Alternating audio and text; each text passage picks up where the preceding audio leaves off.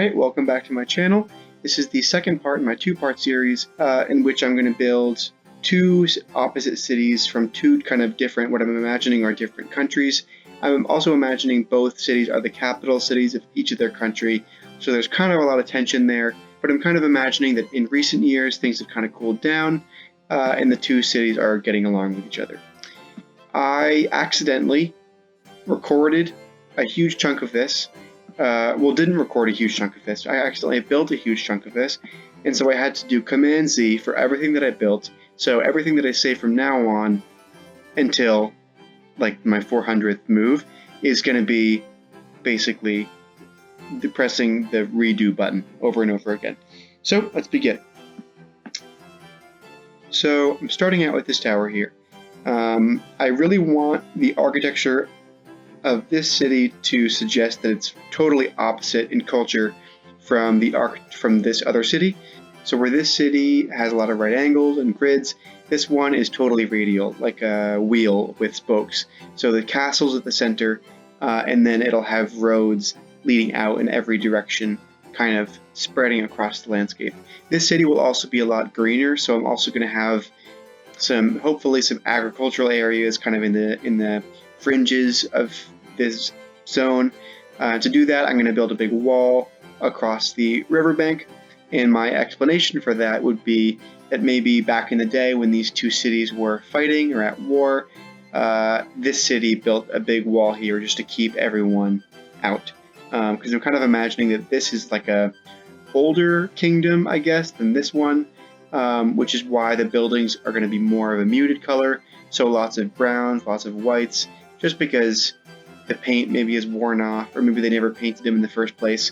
Whereas this part of the city, or this city in this other country, is a lot more colorful, a lot more commercial, just a much more cosmopolitan society. So let's begin. So I wanted to start out by redoing this castle. I'm building the main tower, and then from there kind of going out and building all the different spokes, testing out different ways of stacking the outer layers.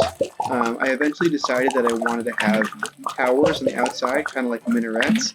This building reminded me a little bit of the Hagia Sophia. Where you have this central kind of low tower with a really kind of bulky shoulders, and then around it you've got these towers. I mean, in Istanbul it has 4 towers because it's rectilinear, except at the center.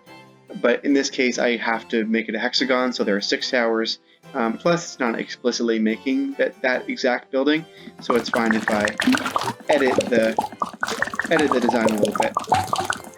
And then I decided to kind of experiment with building walkways. I decided not to go with the walkways just because they block the view of the center of the tower. So what I ended up doing was moving them down and linking them up with the other kind of shoulder pieces so that you've got a more unified look to the castle. Then I went all the way around with those. Just made some refinements, added a little outer layer just so it doesn't go directly into the water. And then with that, I was pretty much done with this castle. I added some shoulders to each of the towers just to make it more realistic, because I felt like it wasn't, super likely that way back in the day, whenever this was created, they had the technology to go all the way this high, and with such thin towers. And so I added these kind of supporting exterior buttresses. Then I decided to define the radial pattern. Because this in this direction it doesn't go straight, it hit this point and then diverges into 2 directions. I decided to go with that as the center of my road, and then with this kind of leading down into this street area over here, so it can kind of connect commercially with the other city.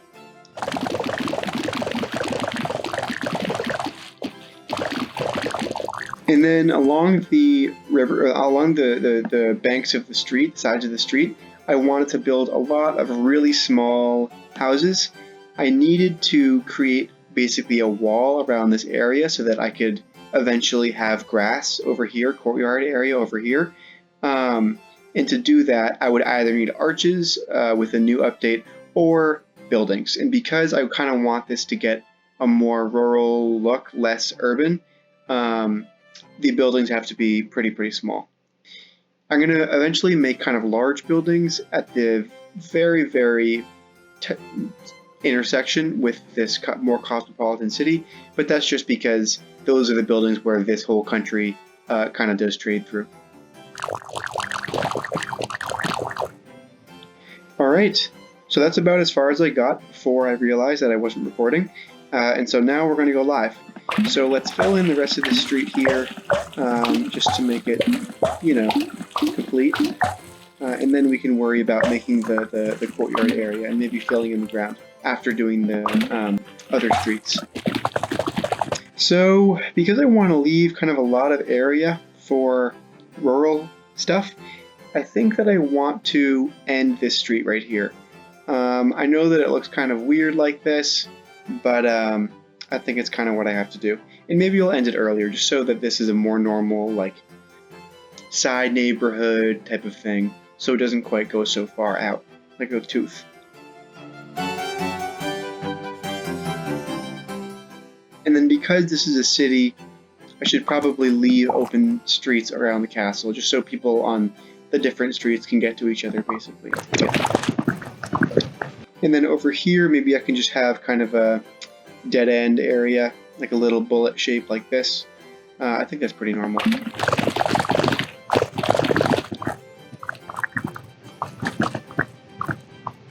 And then this area, I can just pretty much have a wall or something. So while I was building this next section, I had a problem. I wanted to create kind of a spoke structure for the streets, but at the same time, I really wanted to keep a lot of open space for agriculture. So what I ended up doing was making kind of these peninsulas of street, going out a little bit, maybe like 50 meters away from the main central area, to kind of suggest a street in that direction, but maybe the city didn't become developed enough to build it. And then I went back to a section I built a wall over and built a little street nib there, and then extended one on the bottom of the castle.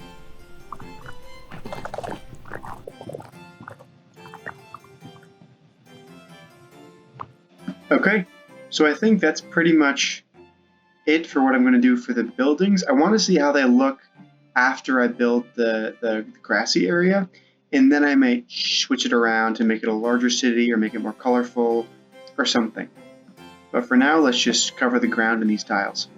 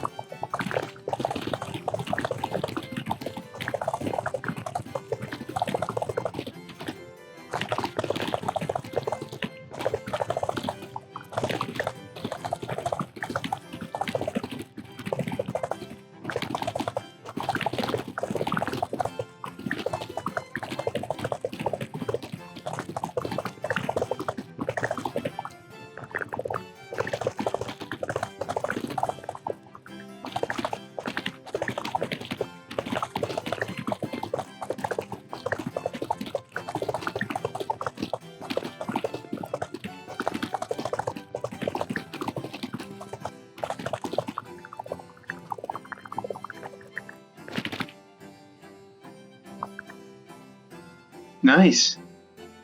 Awesome. So now that's kind of creating at least half of the rural area, and then now I only have to worry about these little courtyards in the back and then the other half.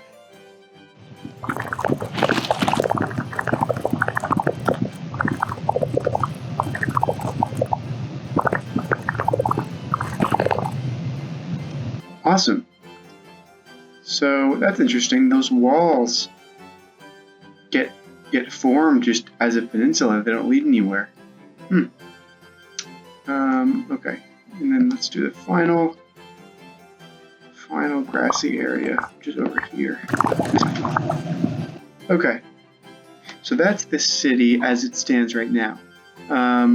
What I have is this kind of central castle area with these 6 basically courtyard road stumps kind of going out to the distance and then stopping. And then one of them leads all the way to the downtown of the opposite city. Now, what can I do to make this place more interesting? I could add some color. It could be cool to have one color that's kind of made its way from this more cosmopolitan place up through this road. So I could kind of make maybe some of the upper levels of these buildings pop a little bit with some, let's see, what should it be? Maybe red. Red's or orange. Yeah, orange is a very kind of standard, easy to do color. So let's see how that looks kind of on the upper levels of some of these buildings. You know, it doesn't really look like much. You know, it kind of blends in with the rest of the colors. So let's try something a little bit more, more out there. Maybe this plum color. That looks good. Let's spread it around. Cool. So I've got some color in there, and then maybe I can build some like rural kind of farmhouse type of things, like that. Just so we've got a little bit of something out there. And then I can build, should I build towers here? Just to give this a roof. And you know what? So the industry for this city is probably more agricultural. And so I can build some storehouses right up against the back of these more commercial buildings, just to kind of, you know, for getting the goods or whatever ready for market to sell to the bigger city over here. So maybe the history of this is kind of like back in the day, this used to be the major city. This is kind of the old, nice, royal place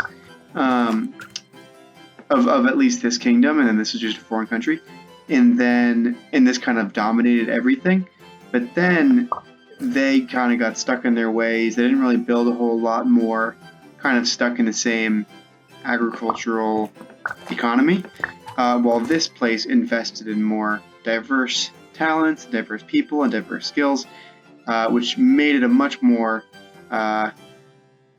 interesting place to live, which then boosted the economy a ton. So now the relationship is kind of flipped, where this is the dominant city in the area, and this one is more like subservient. Maybe because this city used to be the primo place, they originally were the ones blocking the colorful city out. And so they built a big arch here, some kind of wall gated type of thing. And that color was the same color as the castle, it was kind of orangey tan.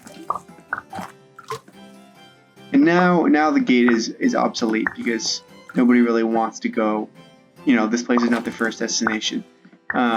But it still exists, maybe just as kind of a symbolic thing. And let's make it huge, actually. Cool. And maybe just make it obnoxiously tower over that city. Perfect. You know, honestly, I think that's it. I think that I should keep the city how it is, because if I add too many specialized buildings the way this city has, then it would suggest that this city has kind of a more advanced society or economy or whatever. I should really try to stress that this city is basically just kind of all the lay people who are living in these houses, and then the royalty, and there's no in between. There's no merchant class. There's no anything, which has kind of kept the city from its fullest potential. Okay, so let's start with a tour.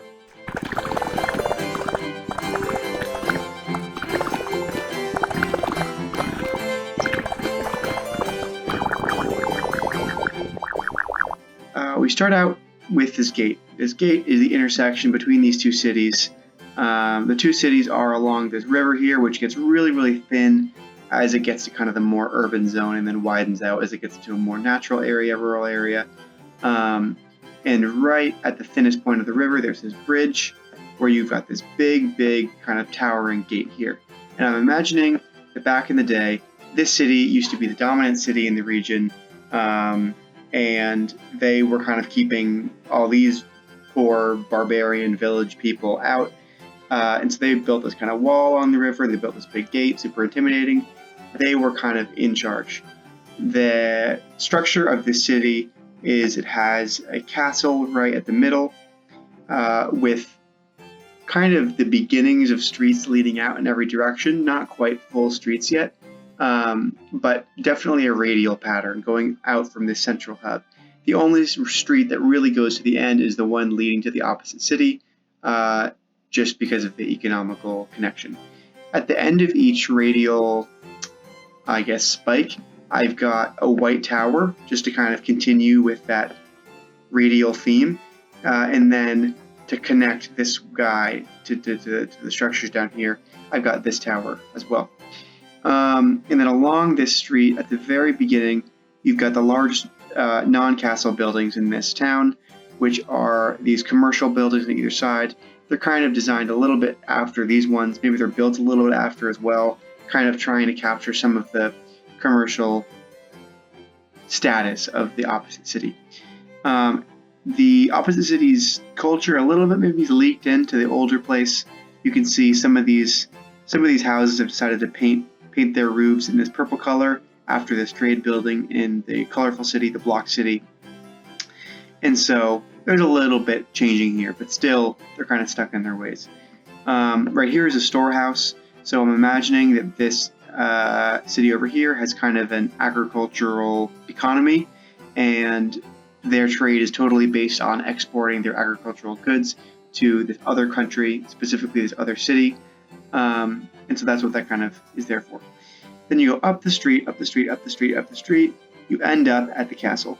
Now, the castle is probably bigger than it needs to be, so it has these entrances so that the people in the city can enter and exit whenever they want. This kingdom probably isn't as powerful as it used to be, so the king, royalty, whoever it is, they're kind of just chilling here. And it's a pretty small city, so it's not like it's a real high security risk for the king or the royalty. And then you've got kind of a thin street layer going around the side of the castle with these different spokes going out. These are kind of the start of streets, but they aren't full streets just because they have nowhere to go, because there's just rural farms and stuff in the surrounding area. And the only street that they really need is the one going all the way to the gate. Now, I'm imagining that this kingdom area is bigger than the map. I do this pretty often with the maps that I make, just because the map is limited, and I kind of imagine that these are existing in the context of a much larger country. But I'm kind of imagining that these are both the capital cities of countries that go off in these directions. Then when we go across the river, we end up in the block city, which is kind of a newer city. I'm kind of imagining that it started out maybe in medieval barbarian times. There were two villages here and here. They really weren't that powerful, totally dwarfed by this capital city in the other country. The capital city in the other country built a wall to prevent them from coming in. They kind of looked down on them until someone, some queen or something, linked them together and decided to make a much larger kingdom, and then went on to go conquer the other cities in the area, and then established this as the capital city with this castle as the capital area, and was a much more cosmopolitan empire, let a lot more ideas and new things in. That's why it's so much more colorful. There's just a lot more life there, and it's got kind of two main neighborhoods divided by this castle here. So this neighborhood is a lot more organized. Maybe it's modeled after the castle with these courtyards. So it's got these courtyards going through with this path right here. This is kind of to show off the new feature of Townscaper, where you can build paths between courtyards, and you can also build arches on the edges of courtyards without eliminating the courtyard effect within them. So you can see, even though I have an arch here between the pavement area and the grassy area, the courtyard still remains. It in fact just adds a path instead of deleting it.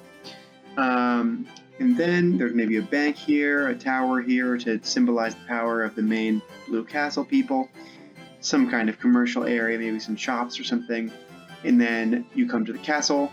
The castle is pretty much closed to visitors, but it's got this gate here in case it is ever open. You kind of go through these beautiful, beautiful garden courtyards, very organized, got these nice arches on either side, until you get to the main castle area. The main castle area is just square, kind of to symbolize the architectural plan for the whole city. It's a very square city. And then it's got this place, which is kind of like, I don't know. I kind of imagine back in the day when rulers would talk to their people, they'd go to a big balcony above a big square and shout down at everybody. And so that's what this is. This is usually maybe like a private garden or something, except when the king or queen wants to make messages, in which case this gate opens, letting all the hordes of people in to hear what the king or queen has to say. And then at the end here, I'm imagining this is kind of like a memorial to whoever the queen was who united the whole kind of kingdom area. And then here's the commercial zone. Commercial zone's got this main street going down the middle to this main square. I'm imagining the main square here used to be the center of at least this part of the city. I mean, I guess it still is the center of the city, but now it has this big blue tower to symbolize the power of the monarchy. Around it, it's got shorter buildings, probably because of zoning. They don't want any of these buildings to come close to dwarfing this tower. But as you get farther away, specifically on this street, you get some taller buildings, some more skyscraper-ish things. Then there are two administrative buildings here and here, which are a local administrative building and a national one. Both are connected to the castle, so that the monarchy can stay in the loop of what's happening. And then finally, on the edges, here and here, are two man-made islands. Maybe they're floating like they are, or they were with the Aztecs in Mexico City, but they can't support a whole lot of weight, so they just have 1 or 2 story buildings on them, with some nice gardens in between, maybe some arches. It's a really great place to live, kind of away from the hustle and bustle of the rest of the city. So that is my divided city, competing cities, if you want to call them that. It's the end of my 2-part series, so I appreciate you for watching. I kind of like this 2-part, 3-part, 4-part format that I've been doing recently over the past couple of videos. Let me know if you like it, or let me know if you want me to go back to the more long-form videos that I was doing before. But with that, thank you very much once again for watching all the way through. I hope you have a great day. Black Lives Matter, and I'll see you in the next video. Don't forget to subscribe and turn on your post notifications if you want to see when I'm about to post my next video. Alright, see ya!